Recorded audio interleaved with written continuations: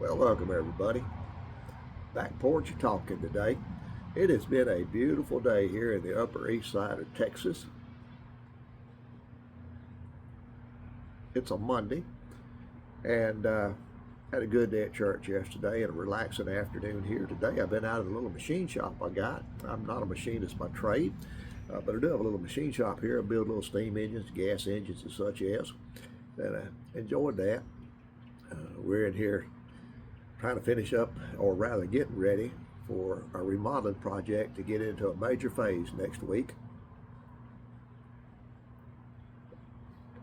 That is, they're going to come in and start ripping up tile and putting down new tile in the living room, laundry room, entryways, and so forth.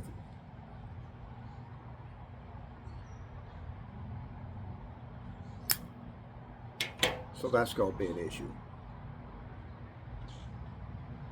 We've got plans to stay nearby and check on it while we're gone. We'll be here while the contractors are here, of course. And hopefully by the time you see this, everything will be done and ready to go. And all in the past. I do these videos a little in advance. Well, the reason I came on here today, it looks like Mr. Trump has got us into a war.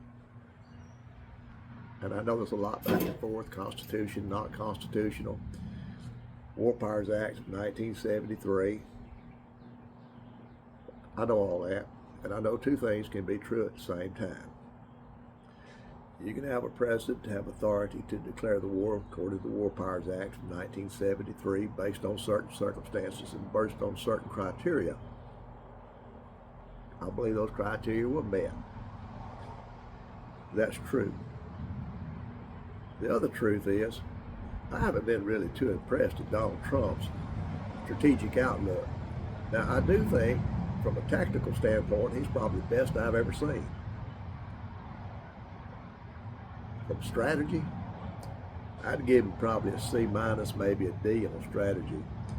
He either knows what he's doing, works out sometimes okay, but he does not communicate his strategy very well.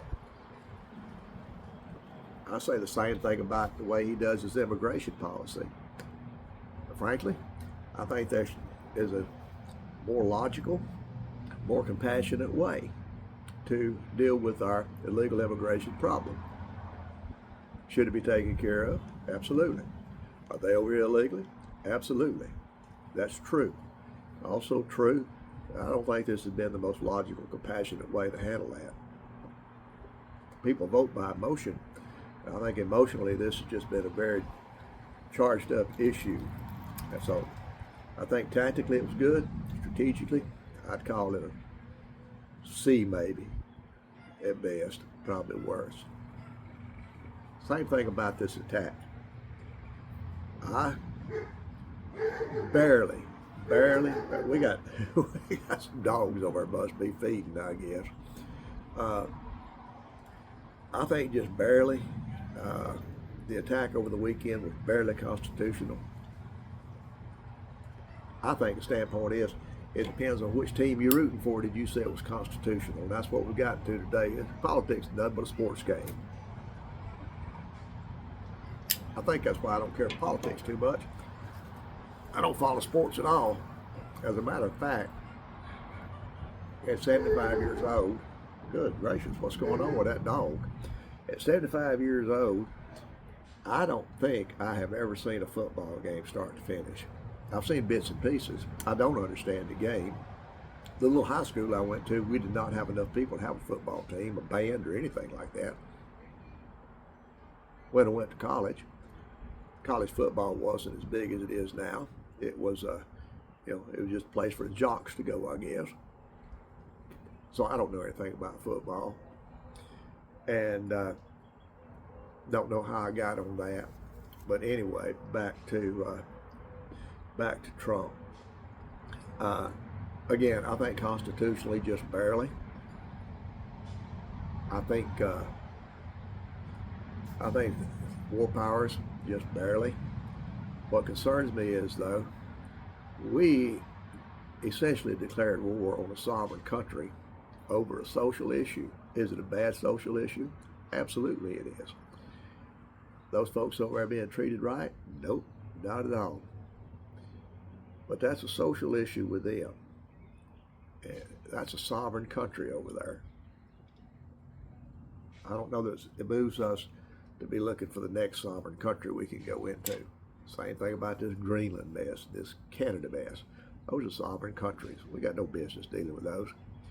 We got enough problems here at home. I don't necessarily think illegal immigration is the bane of our existence. I think debt's got to be it. I don't really think a foreign adversary would be able to take over the United States. I think the United States will destroy ourselves from within. I think that's what's going on every day, more and more. I think our divisiveness and lack of decorum with our public figures, language that flies out that's inappropriate. You know, I know I'm an old codger or a boomer, but there was something about it, the language.